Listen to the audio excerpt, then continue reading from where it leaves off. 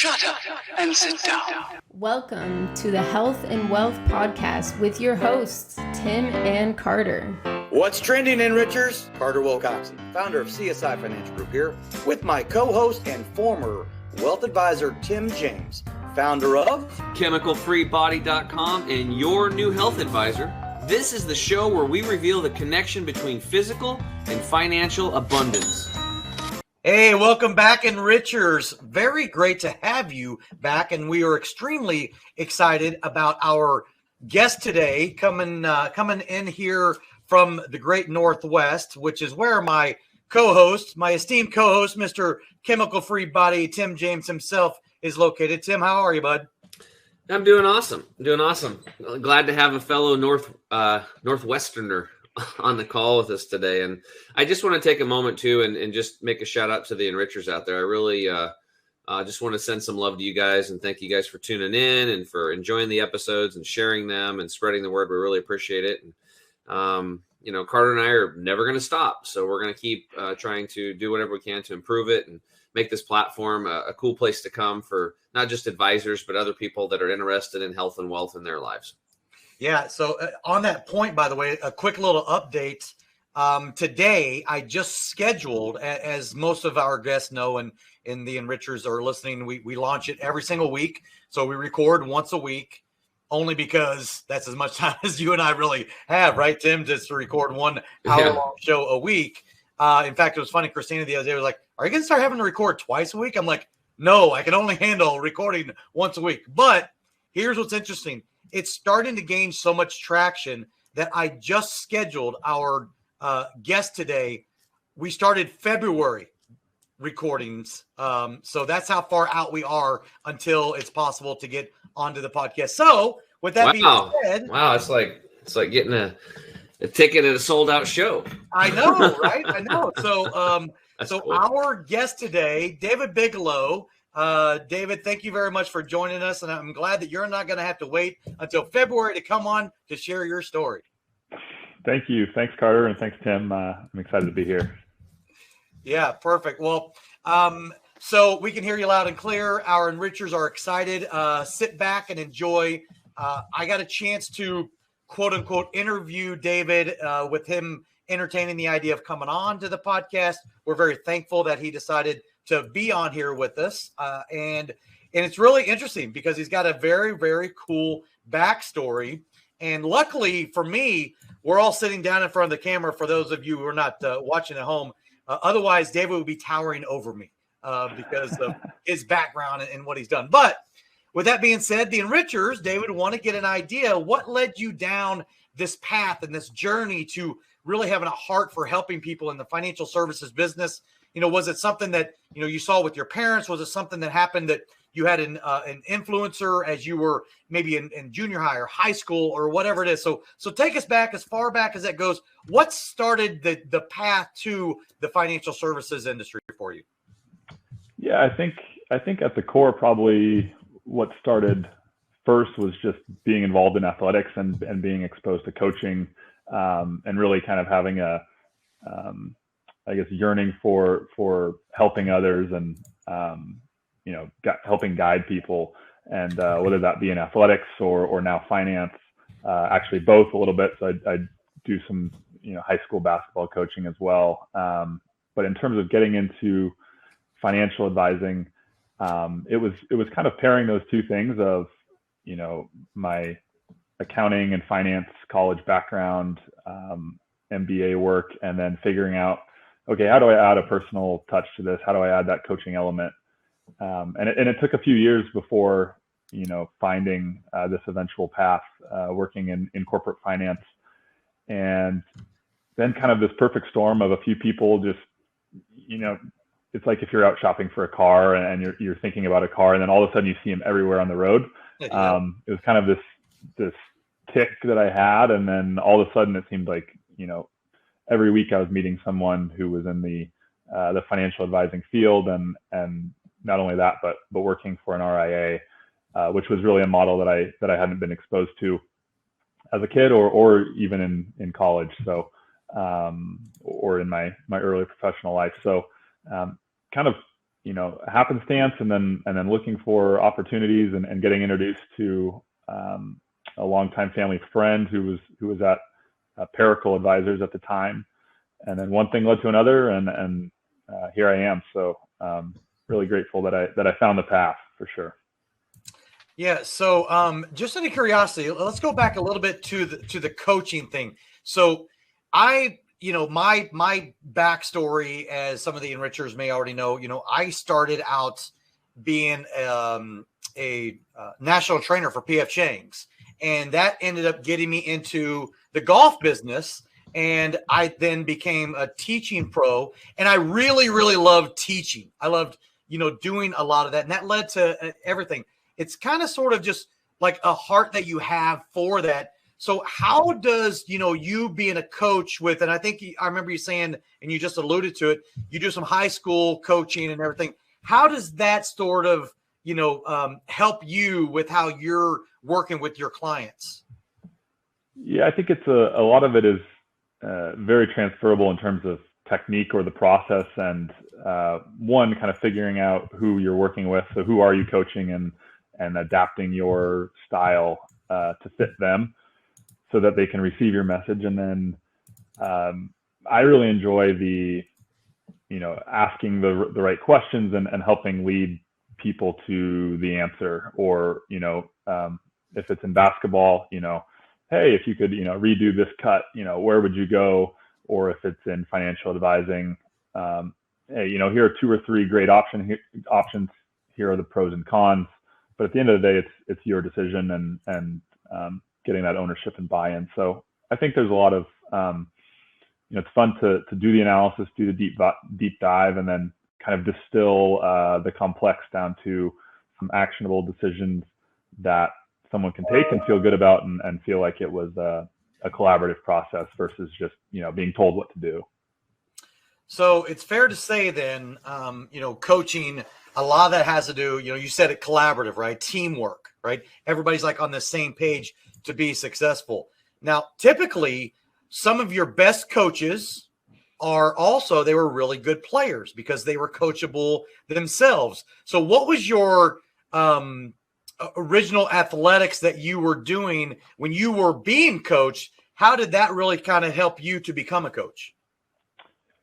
So actually, I was in terms of actually playing, I was more of a baseball player. I ended up pitching at Gonzaga and playing there and having a rewarding career there. And basketball was one of those things where in high school I was more of kind of the glue guy. Got to play a lot, didn't score a lot, took a lot of charges, got beat up a lot. A lot of hockey assists, maybe a lot of basketball assists, but kind of that guy that I guess stereotypically kind of becomes a coach, where you can kind of see what's going on the floor. Maybe you're not the most gifted shooter or dunking every possession, but you kind of appreciate what it takes to make the team go. And you're just, I'm a pretty competitive person. So I think if I'm on the team, I want to win. And so I think that lends well to coaching. So it's,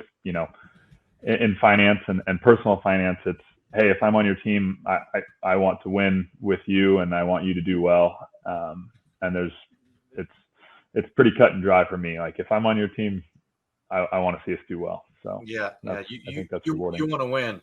So Yeah.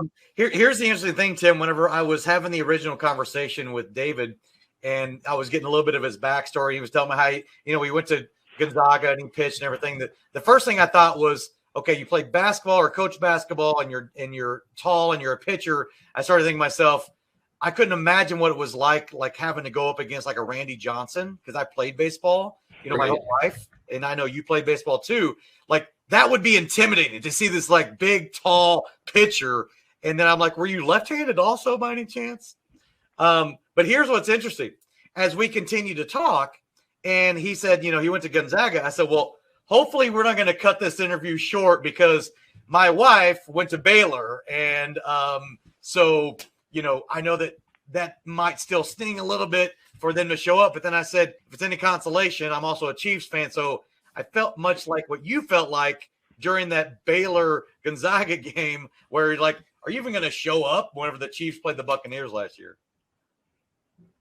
So luckily he didn't think I was too bad of a guy and said, okay, no, I think it'll be okay. Yeah. At least we both know what it feels like. So, although you do have a Super Bowl title, and I think the Baylor loss would be a little bit easier if there was a national title within the last couple of years. So maybe this year. Yeah. Well, I mean, what's it look like as far as returners? Are the Zags going to be good again? Zags have reloaded. They're bringing back Drew Timme with the stash, and yeah, that guy's cool. Player of the Year favorite. And then we've got the number one high school player, Chet Holmgren, coming in. He's kind of a Kevin Durant looking guy, just super long, about 7 feet tall. So yeah, all signs point to another good year. So I know winter around here in the Northwest, and Tim knows you got to look forward to some things. So it's either got to go skiing or enjoy the snow or enjoy basketball or now hockey. So that's what I'm looking forward to this winter. Yeah. So the is it the high school basketball that you're coaching right now? Is it? And I remember you saying it's the ladies basketball team, right? Nope. High school, yes, but it's on the boys' side. Okay. I don't know why I was thinking the ladies. Okay. No, I've got a 1.5-year-old lady who we're teaching to dunk, so on the little mini hoop. So that's my girls basketball coaching experience. But hey, Nick, I got a challenge for actually both of you guys. Okay. Right? So David, you and have any of you guys ever done hot yoga? I've never done it before, but I've heard lots of things about it. I've done it a handful of times. Yeah. Did you do the Bikram one, the 90-minute one? Yeah. That's really good in the winter when you're freaking cold.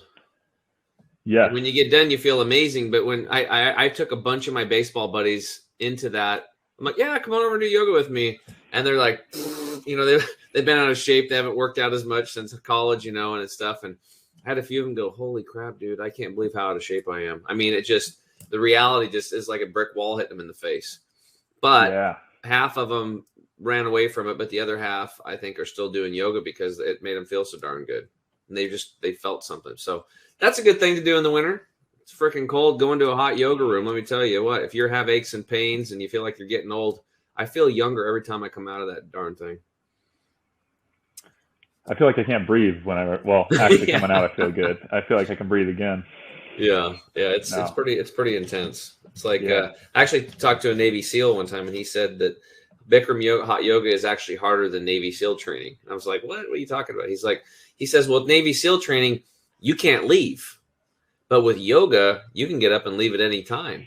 That's the difference. That's the difference. Wow. I was like, okay, makes sense. I get it. Well, hot yoga, I guess I'm going to have to add to it for a couple of reasons. It does get cold here in Phoenix in the winter. I know people don't, believe that. It's crazy. I was looking at our forecast. Tomorrow is supposed to be like a low of like 48 degrees here in Phoenix, right? Mm-hmm. Which is, first thing in the morning, obviously, and overnight. And then it's 100 degrees at noon. No, it's 67 for the high tomorrow. That's right. It's October. Right now is the best time. Oh, my goodness. It's usually like 80s right now, right? That's what I'm saying. This is very unusual. Like it'll get back in the 80s later in the week, but we've got like this cold front coming through and a little overcast. Christina's like, it's time to restock up on the firewood again. I said, yeah. So David, being an athlete, being a coach, being coachable and everything, your practice, give the enrichers a little bit of an idea, how long have you been doing this? And I know you've got your MBA as well. So obviously a very intellectual guy. And how does, your clientele, how does the amount of time and where that coaching come into play? What's that look like for you right now? So I joined Paracle Advisors back in 2018. And at the very beginning of 2018, I think January 2nd. My birthday. Hey, there you go. There you go. So it'll be coming up on 4 years. And So we were about 20 people when I joined, and steadily growing, and very much of the belief, if you're not growing, you're dying. And to attract future talent, we want to keep growing. And eventually, this past summer, we merged with another local firm about 3 times our size, called Coldstream Wealth Management. So now we've kind of created this larger, we've created this larger, bigger, better firm. Still all the values and personal touch of our smaller firm, but with a lot of the support and on the investment side and the financial planning side and technology side, which for me, I feel like I've broken my computer about once every couple of weeks, and so that's been huge. But get to still work with all the same great families and all the same colleagues. So work with about 90 families personally, and then our firm, we have just on the Paracle team, we have over 400, and then now we're a part of a larger firm. But part of the unique thing about that was it's all employee owned. So there's a ton of private equity coming into this industry, buying up smaller firms, and we wanted to stay totally independent and answer to ourselves and answer to our leadership, and be able to operate and do things based on what's best for the family we're serving, what's best for the client, and not have to report to a bank with regards to a bottom line or anything like that. Yeah, well, I know we're going to get deeper into that in the next segment, but I'm going to ask one last question, and then Tim's going to take us out on break here. Did they find you, or did you find them? Speaking of talent, right? I mean, were they looking for you? Were you looking for them? Was it mutual? Tell me how that worked out. So I was looking for them, I guess. If I had to choose one, it was really a kind of a funny story of another tall David, as we're called. There's 2 Davids. We're both 6'5". Our moms were sorority sisters way back in the day, and so he grew up out in Idaho. I was over in Gig Harbor, Washington, and so we'd see him every few years. And then he randomly, he started working at Paracle and was in town for a Mariners game, actually. And I ran into him at Safeco Field, and, hey, what are you up to? What are you doing? And he was one of the, 3 or 4 financial planners that I ran into in a couple of weeks. And it was kind of this like, hey, this is something I've been thinking about doing. This is kind of a sign that maybe I should look more into this. So, he told me all the great things about Paracle and got me interested. And then over the next few months, went through the interview process, and they were looking for someone. I don't know if they were looking for me. They got stuck with me, but it ended up being a good match, and people there have been outstanding. All right, well, we're going to take a quick break, and when we get back, we're going to dig into David's client base, and more specifically, what kind of clients he's looking for and why. We'll be right back. Estate planning. What does that even mean? When the inevitable happens for everyone on this planet, your estate plan kicks into action. But first, let's start with what an estate is. An estate is simply everything you own. Now, here's the issue and what needs to be understood when this event occurs. You only have 2 choices on this plan. Number 1, either you plan how your estate gets handed out and distributed to those you leave behind. Or number 2, your state decides who gets everything you own. For the first time ever, you can now take complete and total control of this plan that you've been deprived of for most of your life and generations before you. You can get personalized assistance along the way with a team of specialists whose job it is to make sure you have true peace of mind. It's important to understand that estate planning is a journey, and rest assured that our team will be available to you all along the way and at every step. Welcome to Estate Plan, home of the last estate plan you'll ever need. To learn more, make sure to reach out to your local advisor licensed with us, or go to our website for more information.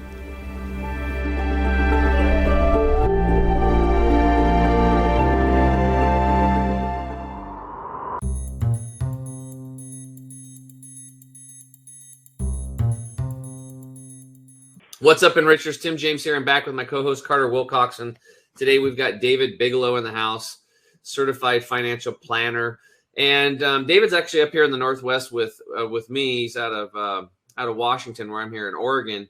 And what we want to do is we're going to dig into like what his ideal client is, specifically like who you're looking for and that kind of stuff. Because then I want you to chat with Carter, because what Carter does is he helps firms actually find their ideal clients and then just like dump tons of them on you until your business is just, you can't help any more people. I mean, there's just only so many people you can help. There's only so much time of the day. And how would you like to have that be a problem, David? That's what you call a good problem to have. Yeah. Yeah, it's a really good problem to have. So I always tell Carter's like, God dang it, if I wish I would have met him or somebody like him. Like, I don't even think that. No, he's kind of a unique. It's like a unicorn, right? Literally is like his company. Like, it was not available. It's just not available. He's like got this turnkey system for everything. But let's go ahead and get into that. What is your ideal client? I know you've got 90 of them so far, 90 families. What's your ideal client? Ideal client, and we do a lot of work on this and defining it, just to, helping shape what our practice looks like, is always coming back to the ideal client and how does this impact the ideal client. And so our ideal client is usually somewhere between, we serve folks everywhere from, 500,000 to 50 million in assets under management. And I think, I operate on one team of multiple teams in our firm. For me personally, I work with a lot of younger families or trending towards the younger side of things. So, maybe 30s, 40s, maybe some in their 50s getting ready to retire. But I love working with, everyone's got their own opportunities that we can help. I love that, maybe the couple in their 30s or 40s, or maybe an individual and they're really starting to kind of come into their own, and whether it's through their employment or maybe they've inherited funds or maybe sold a business. Work with a lot of young tech folks, just being up here near Seattle. So, and the complexity just starts to become more than what they're confident handling on their own. So they're either looking for total help. It's kind of this, raise the flag, here's everything, tell me what to do. Or it's, hey, I've got an idea, but the stakes are a little higher and I want to make sure I don't screw this up.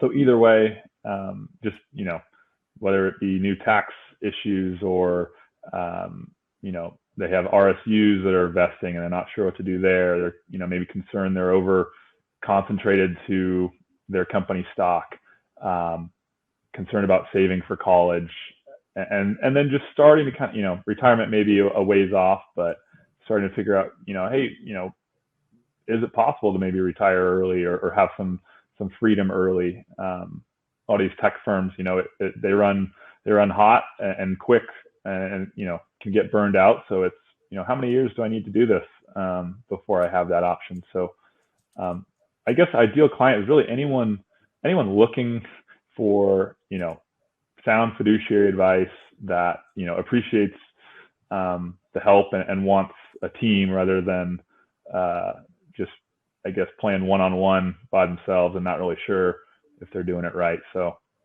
that's, I guess, one of the things I like about my job is the chance to work with such a variety of people, whether they be, young, older, variety of careers.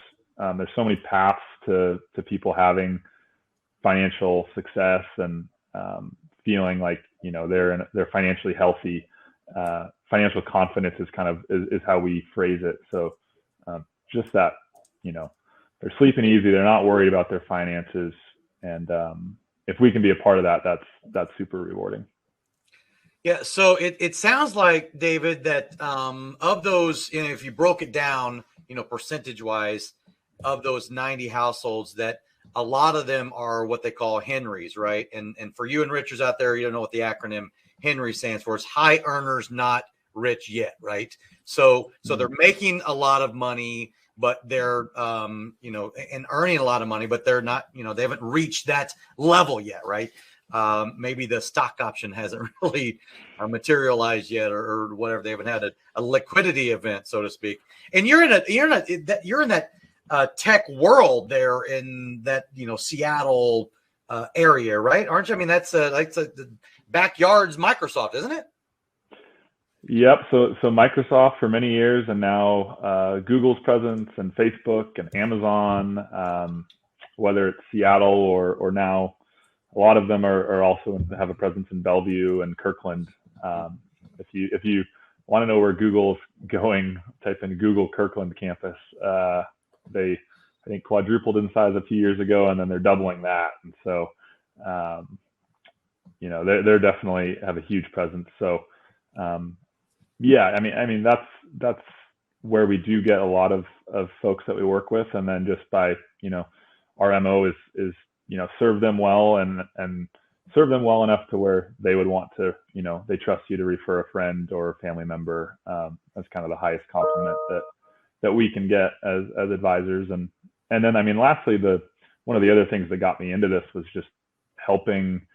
You see someone like Kurt Schilling, right, who makes hundreds of millions of dollars in his baseball career and then loses it all on a video game company, and just kind of being inspired by that.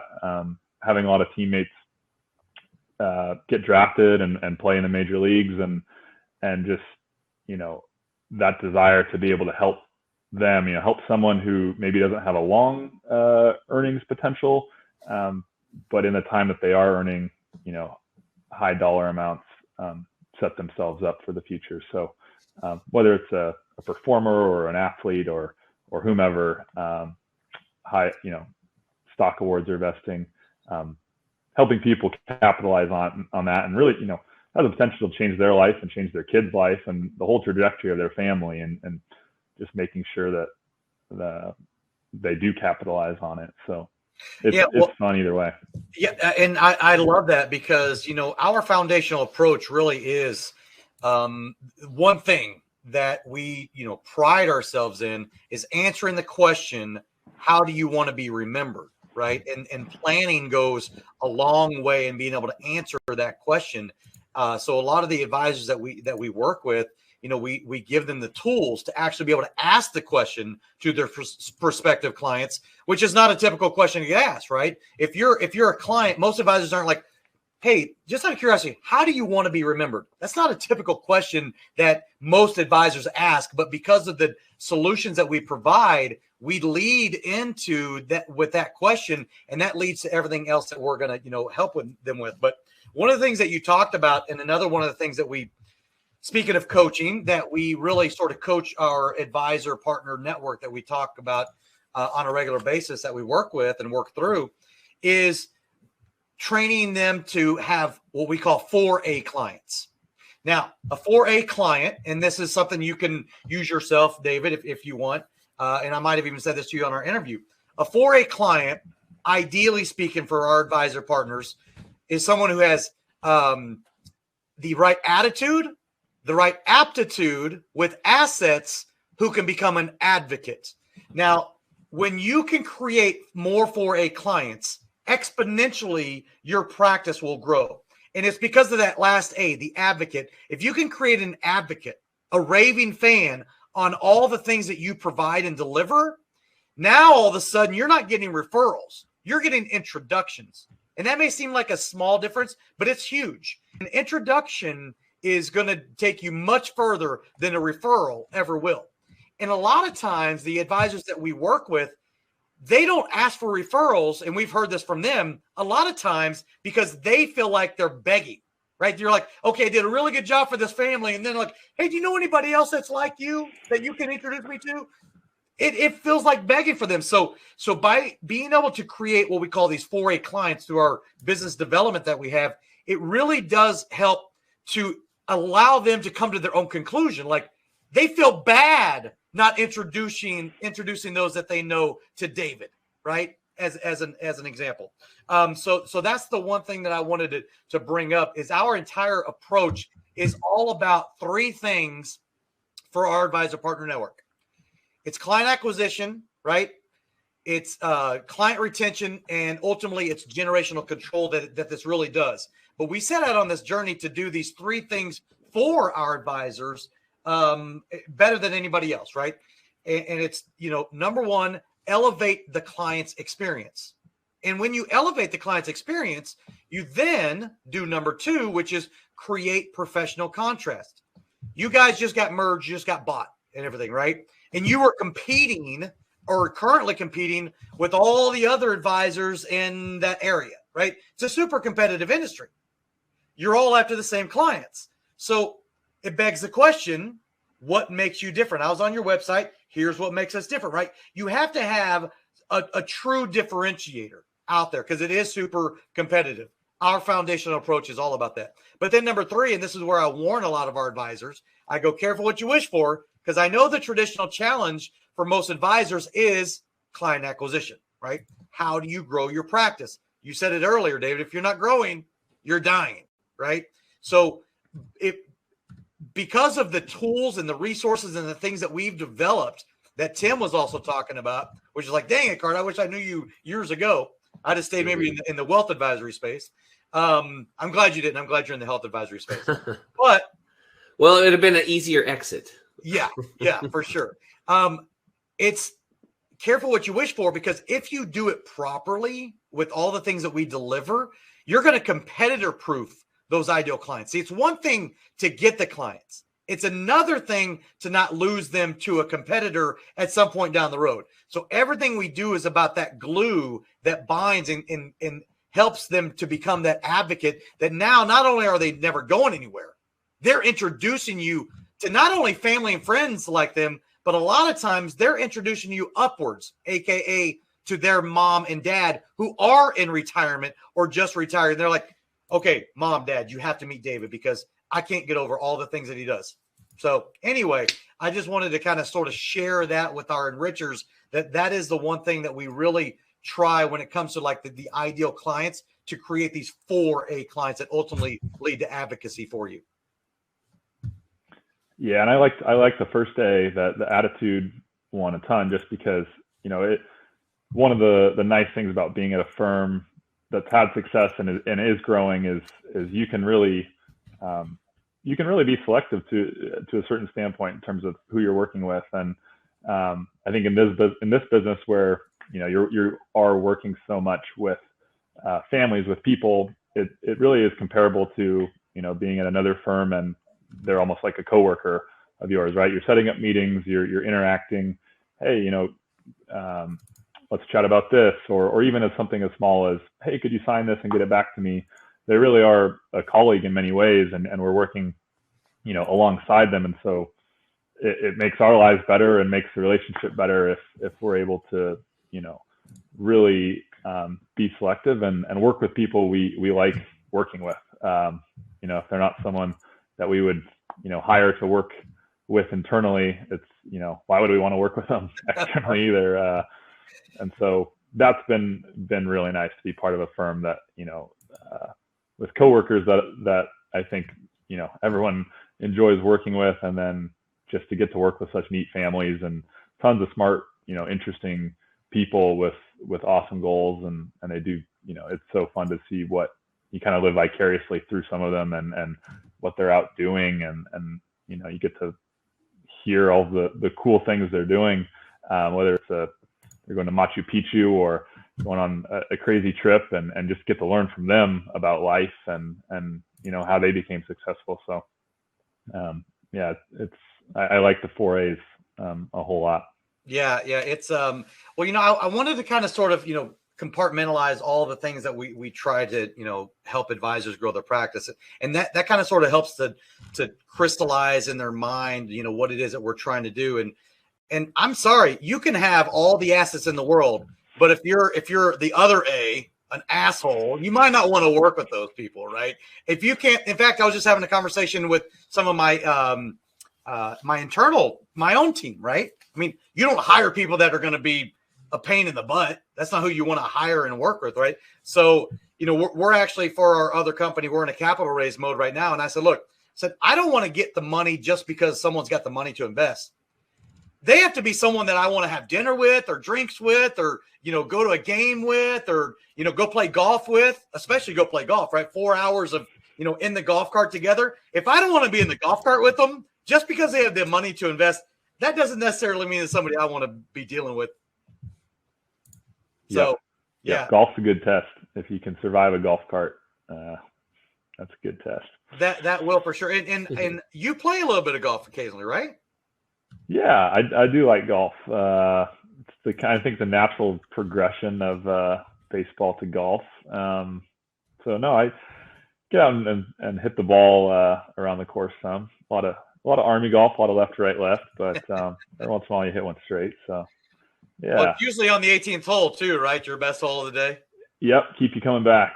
So that's one other cool thing about the firm is a ton of active people. So Health and Wealth podcast. I was like, this is perfect. Every May we do a bike to work competition and we divide up into teams and compete a little bit and see which team gets the most miles and creative rides and all that. So we like blending the two things together. I think being healthy physically, helps us stay healthy from a work standpoint as well. So yeah, well, whenever Tim and I first met, and he actually prodded me to go start my own podcast. I'm like, yeah, well, I'm not really sure about starting my own podcast. And then the more I learned about him and his affinity for being a health advisor.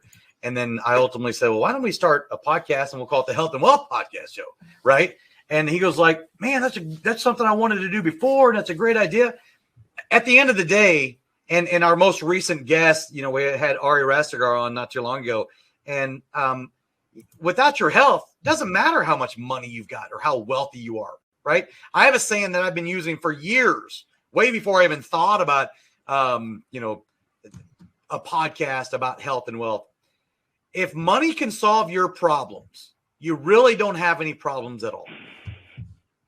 Right. And that goes to the health side. And of course, we want our enrichers to hear things that are going to allow that longevity, right? You want to enjoy not only life, it's got to be quality of life also. Right. And the how you do everything is the money, but the why you do everything, really, that's all the stuff that I would imagine that whenever your clients work with you, that you're really helping to deliver the things that, the money is going to afford those things. But here's all the whys. Why do you do all the things you do, right? Is it you have a work optional lifestyle that you want to, attain at some point in the future? Or, do you have a recreational bucket list, right? We call it a form, right? Family, occupation, recreation. And then the money is just the how you do everything. But the why is so critically important. And I'll bet that's what a lot of your clients, because of the big team that you're surrounded by as well, that teamwork that we talked about earlier in the podcast, I'm sure that really helps you to be able to deliver some great, not only financial planning, but also, philosophically on how you help people in the future as well. Yeah, I think that's right. It's, you're right. The money piece is important to a certain extent. And then it's, that feeling of helping them capitalize on that. So what they've worked so hard for, or, hey, you can still, go on this trip or, go on this awesome bike trip or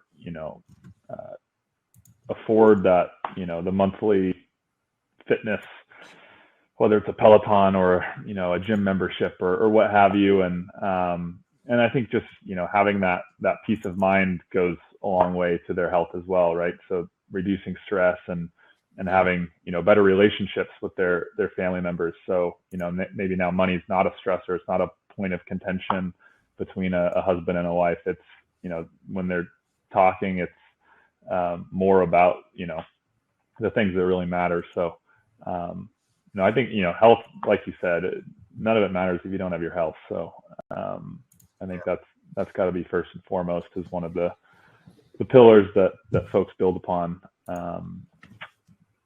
Yeah, I think, they go hand in hand for sure. Yeah. Well, Carter, unless you get any other questions, which I know you do, this would be a good segue because we're talking about health. No, I was just going to say, it's probably a great segue to take us to break here, Tim, and then cool. We'll come back in a little bit, right? Okay, enrichers, we're going to take a quick break. When we get back, we're going to flip the script, and David's going to ask me any question he wants in regards to health. We'll be right back.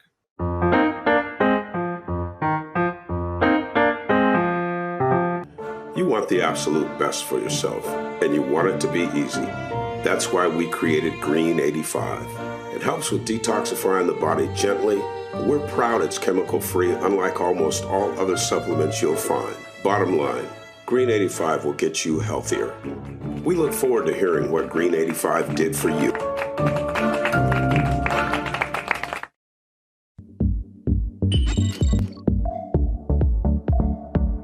To get this product and our other amazing products, go to chemicalfreebody.com. That's chemicalfreebody.com.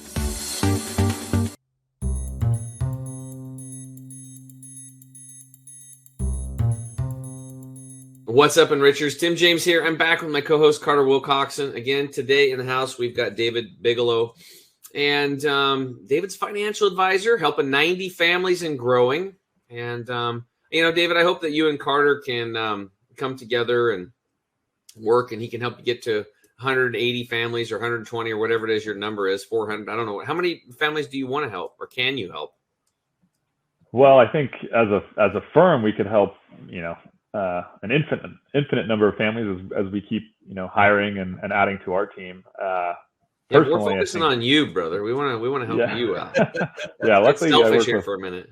Well, okay, on me, probably the 90 to 100 is about right, but keeps you busy. Yeah, keep growing and keep transitioning families to work with other folks within the firm. So we'll as many as you want to send. It's always changing, right? Someday you're going to be 70 and you probably don't want to, I don't know, maybe you still want to work with 30, 40 or 50-year-olds. Who knows? Maybe if all your family, your clients will be your age with you too, So anyway, okay, let's flip the script. Now, any question you want in regards to health? What do you got?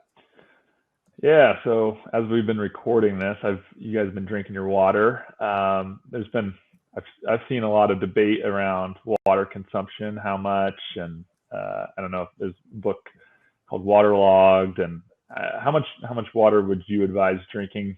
Do we need to seek it out, or do we get enough through our food? This is a common question, isn't it, Carter? People are really curious about their freaking water. Well, and you know what? As they should be. Yeah. We're talking about an MBA here. The guy's smart, right? So he's like, I know my body is 75% water, so water's probably important. Yeah, so the rule of thumb, David, is half your body weight in liquid ounces daily, right? So if you're 100 pounds, that's 50 ounces. If you're 200 pounds, that's 100 ounces. If you live in an arid climate, or you're highly active, you're taking lots of saunas, you're doing a triathlete, then you're going to bump it up. Okay. Then water would count. Caffeine-free teas would count. What I just showed you earlier here, this glass jar with purified restructured water in it, I put a scoop of greens in it, that would count. What wouldn't count? Apple juices like this type of stuff. Alcohol.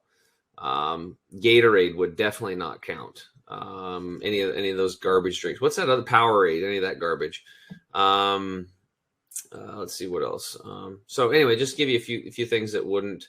Wine wouldn't count. Sorry, ladies and gentlemen. Wine doesn't count towards your water intake. Coffee's probably not counting either, right, Tim? Coffee's probably not going to count. It's a dehydrator. So anyway, with that said, but the key here is like what we always talk about. It's like, what's the right type of water to drink, right? So now that we know how much we should drink, it's like what we should be drinking: clean water. Take away the big smokestacks, take away jet fuel and automobile exhaust and all the pollutants and the 100,000 chemicals that man has made, and 2,000 new chemicals being made every year, and only 1/4% of those are tested, yet they're just released. Most people now are not drinking. Why aren't people drinking tap water? Well, why is that? Why is there such a big push for bottled water? You guys, can you answer that? Taste. It's cleaner. Because the water's freaking polluted. Yeah. Okay, it's freaking polluted. So what we have here is the perfect example of the not so obvious establishment at work in our health. So we have these people become aware there's pollution. It's kind of hard, with things like Flint, Michigan happening, and it's bad. Like, and people heard about Flint. You guys probably all heard about that and how poisoned the water was there. Well, this is not an isolated incident. let's just give some history here. Now, for the enrichers listening, you're probably like, I've heard this story a bunch of times, but I'll try to put a little twist on it. So if you go across America and all the tap water, some of the water you can actually light on fire. It will burn. This is tap water going into people's sinks. Some water, the worst water, 1 gallon can have up to a half of a tablet of pharmaceutical drugs in it, just as an example. Think about that, a whole mixture of different pharmaceutical drugs. Every single person since the 1960s, when pharmaceutical drugs were made, as an example, we eat those pills. We take the antibiotics, and we're taking the chemotherapy drugs, and we're swallowing, Cialis and all this other stuff, and Viagra and all these things. Well, where does it all go? I mean, because you have this body that's very permeable, and you eat stuff, and you drink things, and then you urinate and defecate, and you sweat and you breathe. All these toxins just as pharmaceutical drugs, as an example, they take like 100,000 years to break down. So they just don't all stay in you. Most of them go out. And where do they go? They go in through the toilet, out into the water system. And if you're in a big city, they're going to go into a waste treatment plant with more chemicals in there. And if you live in the country, they're going to go into your septic tank and out through your drain field. That's what's going to happen, right? But they're ending up back in the earth. That's the deal. They don't break down. Same thing with plastics. Where do plastics come from? Just like pharmaceutical drugs, they make them out of crude oil. Then they're manipulated in laboratories. So what we have now, David, is like pristine lakes in the far interior. Both the 2 and 2.5 inch fish have both male and female organs today. They've turned into hermaphrodites. And this is happening actually in all tributaries, creeks, and rivers now, with amphibians and fish are turning into hermaphrodites. Why? Just simply because of the estrogen mimickers from plastics are so high and pervasive today. And I'm talking about pristine lakes, 1,500 miles away from man. Because when you're drinking not out of a glass jar, like Carter and I are doing, we're drinking out of glass, and you're drinking out of plastic, and you might think, oh, I'm getting my healthy water. It's getting delivered. I'm getting my healthy water. That's good, but it's an illusion.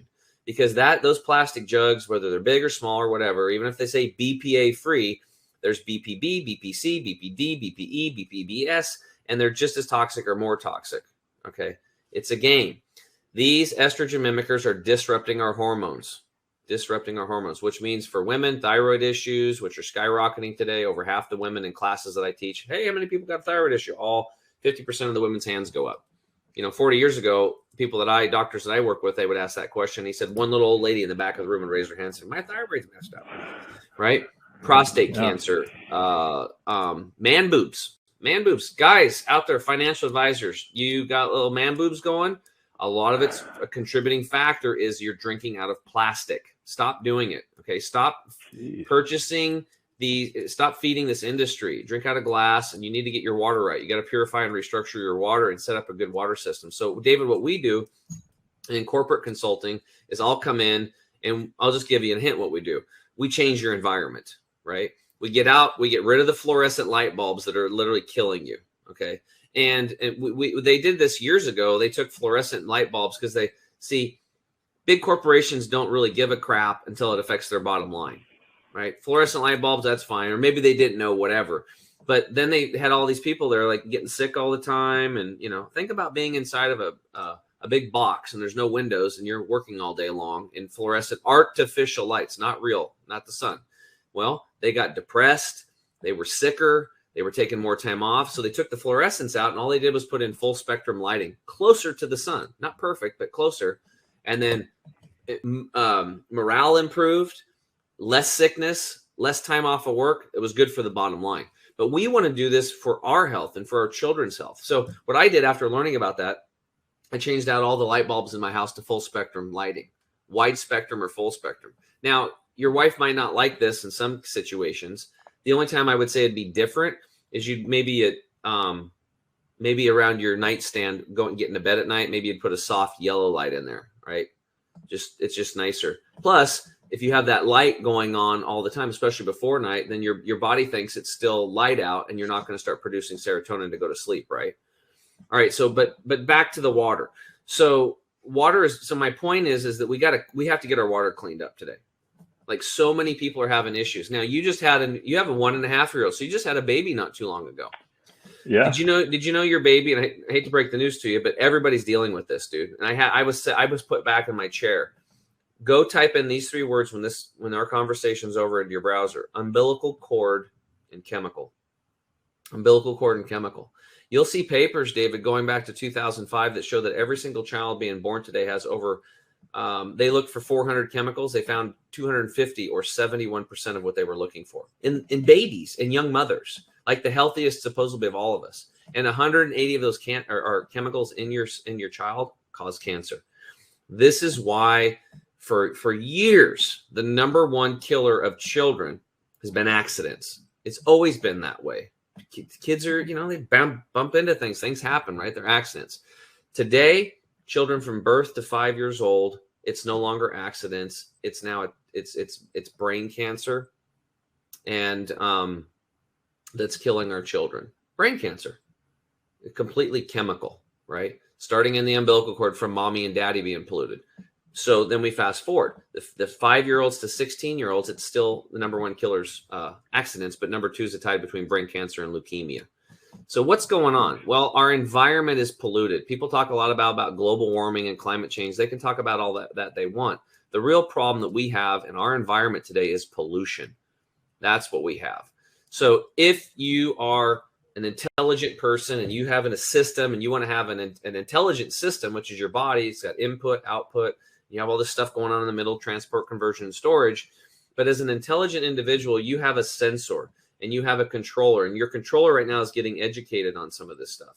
So now you can you can start questioning your water and maybe change that, because the reality is you and your baby and your wife, tomorrow we're probably going to drink some water. 5 years from now, we're going to be drinking water, and the rest of your life, you're going to be drinking some freaking water. So it makes sense today to go beyond the fake solution of letting somebody else deal with your water and wrapping it up in a toxic plastic wrapper and then giving it to you. You drink it, and then you throw the plastic out into it doesn't, some of it gets recycled, some of it doesn't. But there's a movie called Tapped that both of you can watch. Anybody can listen to this. It's a documentary. It's quite interesting. There is you probably heard of this, the Great Pacific Garbage Patch. Mm-hmm. It's almost the size of Texas, and it's all plastic. And there's beaches in Mexico that are half sand, half plastic sand. So we have some major pollution issues. So for you and your wife and your family and your coworkers, what you'd want to do is just get your freaking water right. So number 1 thing is getting your water purified. Now, are you guys in town? Are you in a city? Or are you on city tap water? No, well, we were for a while. We just moved out a little bit further. And so now we're out in Woodinville, but we still are on city water. Okay. But I was going to say, luckily, my wife uses a water filter. I go straight from the tap. Neither of us use plastic bottles, because I think, she's super environmentally focused great. And, the plastic issue. So, both of us are probably doing okay. She's definitely doing better with the water pitcher and the fridge. I think she drinks out of that, and I used to always, give her a little bit of a hard time, but I think those days are over. Yeah. Well, I know women are smarter than men, because I've taught detox and nutrition classes for 11 years, and 70+% of the people showing up are women. So I know women are smarter than guys. We're a little stubborn. I was a little stubborn on the uptake on this stuff too back in the day, but I got slapped around a little bit with reality and my poor health issues. So what I would say then is, at least she's got the consciousness, she's making these changes, and she did it no matter what you said, which is good. Women are really good. They help us. They help men, and they keep the family unit together. I mean, women are the change agents, bottom line. So what I would say, though, is to caution her is that filters are not purification systems. What she's doing is she's putting a sock out in the middle of a river, and she's grabbing a few things, but a lot of the stuff's still going by.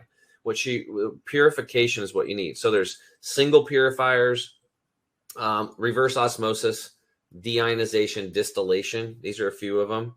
And then there's triple ones. I like the ones that run through 3 times, because every time you run through a purification process, you're only going to get about 90% of the contaminants out, which is fine. And that's what we recommend for people that are on a budget. If you don't have a lot of money, go buy gallon glass jars, go to your grocery store and start packing your water, and at least get 90% clean water. Beyond that, get your own purification system, get a triple purifier, and then your freaking water's clean, right? And then after you drink it, just put some Himalayan salt in your mouth, and that's going to help you absorb the water better and get some minerals in there that have been taken out through the purification process. That's how you dial water. And now, the other reason I asked you was city tap water. Carter, you can probably tell him now why not city tap water? Heard this so many times. Yeah, I have heard so many times, and and I knew where you were going to go with it, right? It's like the chain link fence, right? It coagulates the water molecules are too big. It's That's like right. a bowling ball, right? Bouncing off of a chain link fence. It can't get through there, right? So you need to be able to absorb that water better anyway. Yeah, so the water molecules through the high pressure pipes, David, in the city, because water pipes are super high pressure to be able to push that water for miles, right, out to all these houses. I mean, think about everybody turning on their faucets and stuff and keeping the pressure. And the reality is that changes the molecular, the way that the water molecules are. They're usually in like a 4 to 5 cluster, and they get like 20 to 25. Now, some people might think this is boring, but I'll tell you what. I was pounding water for 8.5 years, teaching people this stuff, and I didn't know about the restructuring part. A gal told me about it, Danusha. I came over and I tried her water. I drank a quart of it. She said, in 15 minutes, I'm going to have you drink another quart. I'm like, I drink a lot of water, but I don't think I can do that. 15 minutes later, I drank another one, put a little salt on my tongue again. I was like, wow, it's like the water's not even there. It was like it completely disappeared. It was like a different experience. And I'm like the water dude. 24 minutes into the process, my brain turns on, my arm started tingling with electricity, and I was like, holy crap. I'm like, what is going on here? And I mean, I kind of feel like that right now because I pounded some water. Now I'm pounding another one with my greens in it. And I do this. I've been high on water, dude. I was high for 6 hours on that water. So this water machine that she had, it restructures it, made it really tiny so it could actually be permeable, get into the system, so it could get into the blood, the lymphatic system. And then it was also alkalized. But besides the importance of restructuring it for anybody on city tap water, otherwise you just drink it and peeing most of it out. This unit charged it with molecular hydrogen, and that's a big deal. I'm not going to get into it today, but it basically charges your cells. And now I'm getting 80% more absorption of the nutrition of the food I'm eating and the supplements that I'm taking. So it's very profound. So it's going to drop just by eating healthier and doing it right on the food chain and like taking certain types of supplements, you'll lower your food bill. But also when you're drinking the proper water, you can't eat as much food because your nutrients are now getting to the cells where they need them. And they're just going to say, I'm not that hungry. And you're going to function just fine. And you're going to be like taking your foot off the pedal of the rental car. Like that's your body. You're kind of renting this unit for a while to have this experience. And when you're just like pedal to the metal, eat breakfast, lunch, and dinner all the time, starving on a cellular level for nutrients, you kind of wear the body out a little bit. So that's where water is so critical. If you do this one thing and you get your water right, dude, you're going to be pissed that you didn't know about this back when you're playing hoops and playing baseball. Like, I'm really frustrated because it's like, remember, we would do anything to like make our arm feel better, or just get, feel to be able to have that extra energy in the fourth quarter or whatever it was. So anyway, does that answer the 7th inning or in the 8th inning, right? Yeah, whatever it is, man. It's all about performance. And I can tell you at age 48, I'm way better. I feel way better and I'm more healthier and I'm a higher performance individual, not even close, when I was 37 years old and I was 42 pounds overweight and had all my health issues, my gut issues and stuff. Completely turned all that stuff around. And one of the key things, the key takeaway here, and I'm glad you brought it up and people keep bringing it up, is we have to get our water right. We have to. So if you guys want to get your water right, you can go to, I was going to say Danusha at Gmail, but nobody can spell our name. So go to that mypurifiedwater.com and you can get a free consult with her if you're really serious about getting your water right. So hopefully that really went different places than you've ever been before with water. No, it's how much, but also, I guess, quality over quantity, probably in terms of importance. Yeah, absolutely. I mean, both are important. Yeah, it's kind of like what you're all about at your firm, right? Giving your clients a quality experience, rather than just go down the street to, no offense to Edward Jones agents or whatever, Ameriprise, right? They're going to get rubber stamped in most cases. Now there are some good people working, there's no question, but they're kind of handcuffed with what they get to sell. And then a lot of times the mutual funds they're selling, the mutual fund managers are handcuffed by prospectus and they can't change when the fire's burning. The plane's going down. It's like they can't hit the parachute, just write it down in the dirt. And clients don't understand this stuff, but they do understand when somebody points out to them on page 136 that they're paying 4% fees on that mutual fund eventually. Right. Yeah. So that's what I'm getting to. When your water is polluted, that's the hidden 4% fees. They're wrapping your shit in plastic, and that's not cool. because that's affecting your children and it's leading to cancer in us and our kids. And I'm freaking pissed about it. So I'm on a mission to bring awareness to this stuff and have people take it serious, because this is your life we're talking about here, in your child's life. And we're actually de-evolving as a species right now. We got to be stewards for our children, our wives, and our husband, and our community today about what's really going on. And then here's the deal. It's not a big deal. You just go get a purification system, you get it set up, and drink freaking water. That's it. And then your water's down. And then on to the next, right? So this isn't like some, monumental task. You just set up a good water purification system and you're good to go.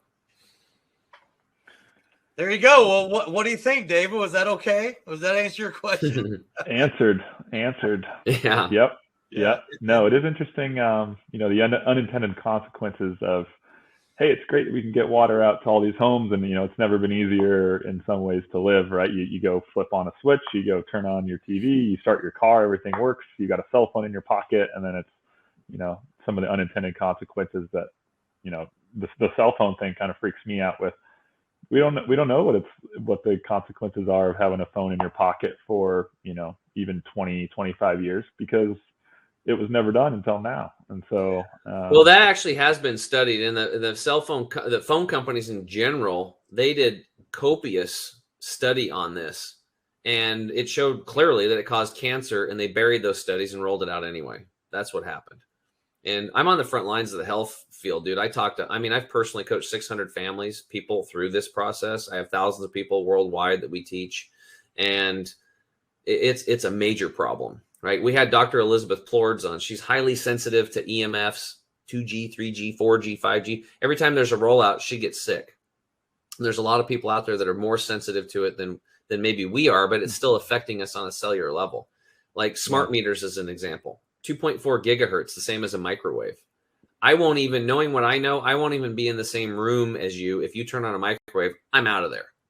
Because the microwave is zapping the food on the inside. It's also zapping you on the outside, and it's legal. This stuff is legal. The Russians back in the 70s, they're like, we will not sell, microwaves. We'll not allow them into the country, right? It's not natural. Okay, you can't go out in the jungle or the forest and there's no microwaves and there's no smart meters. They should call them kill meters, because that's what they do. So, but what you can do is you can get some research on it, and call your phone company and say, I want you to remove the smart meter and pay the extra $10 a month it's like $60, $80 to have them remove it. And then it's $10 extra a month for somebody to come out and do a meter read. That's how they used to do it. Remember, somebody used to walk by and look at you. Who's that? Oh, it's the meter reader checking out your meter on your electrical deal. And then go around to the problem is you get rid of yours in your neighborhood usually, and they all have them too. So you got to go around and start educating people. I've had clients do that, where they get the whole freaking community off of smart meters. Whole community can do it. So we have to stop being lazy and stop being entertained all the time when we get off of work. And we have to understand that there's, we have a community and certain things going on. And if we don't tend to this, then other people are going to take advantage of us. But there are things like these harmonizers you can buy from companies like Elizabeth's company. It's bestemfproducts.com. I have them on everything, and they harmonize and just harmonize the frequency, so you're not getting zapped and stuff like that. So, but yeah, cell phones, man. There's you can put the harmonizers on your cell phone as well. And let me see if I have. I'm pretty sure. And then I've got even a safe sleeve. So if you see on the back of my phone, I got the 2 harmonizers. One's for ELF, and then I have what's called a safe sleeve. This is a blocker, so I've got a double deal. And then at night, if I can reach it, if I can get it, even though I've got it harmonized, I have Faraday bags. So I double. As you guys can see, I've doubled up on the Faraday bag in here. So then I take my phone and I pop it in there, because you know how I do that? Because I had a guy that was a military veteran, and he was suffering greatly. And we helped him. We changed his diet. His wife, she just went all in, all this healthy lifestyle. They did everything. And the last thing was, if he could get his cell phone 12 feet away from him, especially at night when he was sleeping, that's when he started healing. And this gal was like a clinical researcher on everything. She was mapped out everything and all the changes he did. It was the cell phone, got the damn cell phone away. They figured out the EMFs. That was the big problem for him.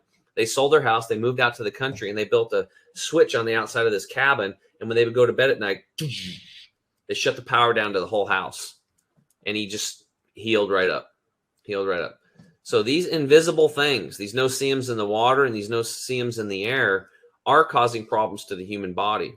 They really are. And then with the satellites now, they're rolling out these low satellites. They're turning the whole Earth into a 5G grid, and 5G is like right below military weapon grades on frequency levels, as an example. So it's really spooky what's going on, but we have to push back, because we, the people, are the government, and we just have to, so we got to stop what's going on. It's insanity. We have kids, and I deal with children all the time, all kinds of stuff from autism to, basically heavy metal poisoning to parasites to 5G and water deficiencies and water pollution and stuff like that. So we went from the water to all the way up to 5G. That was pretty good, actually. Yeah, it's like climb a ladder and come back down. Yeah, no doubt about it. No doubt about it. Well, look, I mean, I know that David has, an 18-month-old. I remember pre-show we were talking about, my daughter, she'll be 18 years old, in next month, and the time just flies by. But, as a parent, there's nothing we wouldn't do for our kids, right? Like, you literally take a bullet for your kids. There's nothing you wouldn't do. So the amount of information and knowledge I've gained, from Tim and the things that he shared with me, which is why, him being my co-host on there, I'm honored, because every time we have a guest on here, I either get affirmed the things I've learned before, or I learn something new. Because on his podcast, the Health Hero Show, I mean, you're on like episode 70 or 75 or something like that. And I was just talking to someone the other day. Those podcasts sometimes are 2.5 hours long, right? Just all that information from those guests that come on there is just, it's priceless. So anyway, David, I appreciate you taking your time to come on here to be able to share with, your listeners, your why, what you're doing there at Coldstream, what you're doing, the types of families you're trying to help. We're trying to do the same thing here with and why we call our audience the Enrichers. Right, we're trying to enrich you with information for that longevity. Lots of wealth, lots of health. And allow that quality of life. As you're 80, 85, 90, 95. The older you get, the more quality of life. It's important, but that starts right now. Right, when you do your planning with your clients, what their life is going to look like, what retirement looks like, you got to start that now, right? Yep, absolutely. No, it's easier to start and get on the right path than try to course correct later. But, everyone's got a different path, and, there's never been more information out there, whether you're reading about financial planning and what you should be doing, or, the water or frequencies, or, there's so much information. And so I think it's, it can get overwhelming. I know personally, it's, I gotta be doing this, I gotta be doing that, I gotta download this app and that, and it's, kind of getting back to like, okay, what are my values? What do I really care about? And not trying to do everything, and knowing where to outsource and ask for help, and seek expertise. And I think this is a great podcast for both of those things, and just trying to do a little bit better. And if we all do a little bit better, I think it'll make a big difference collectively. So I appreciate what you guys are doing here. Yeah, that's awesome. So yeah, David, thanks for coming on the show today. Really appreciate your time. Yeah, sure. No doubt about it. Well, hey, Enrichers, I want to thank you all for joining us today for another episode of the Health and Wealth Podcast Show. Make sure to check out our website, where you can see all of our previous podcasts by going to www.thehealthandwealthpodcastshow.com. Make sure to like, share, and subscribe wherever you get your podcasts, Google Podcasts, Spotify, or Apple Podcasts. For our wonderful guest today, David Bigelow from Coldstream, and my esteemed co-host, Mr. Tim James of Chemical Free Body. I'm Carter Wilcoxon, CEO and founder of CSI Financial Group and co-founder of Epic Services Company. Make sure to join us next time on the Health and Wealth Podcast, and may everybody have a wonderful day and an abundant rest of your week. Thank you all very much. David, thank you again for joining us. My pleasure. Thanks, guys. Thanks, everybody. Hey, Enrichers. Thanks for tuning in to another episode of the Health and Wealth Podcast. I'm your host, Carter Wilcoxon. And I'm your host, Tim James. And by God, We are committed to helping you guys have fat wallets, flat bellies. So tune in again for another episode and make sure to like, share, and drink a lot of water. Or beer. You have just listened to the Health and Wealth Podcast with Carter and Tim.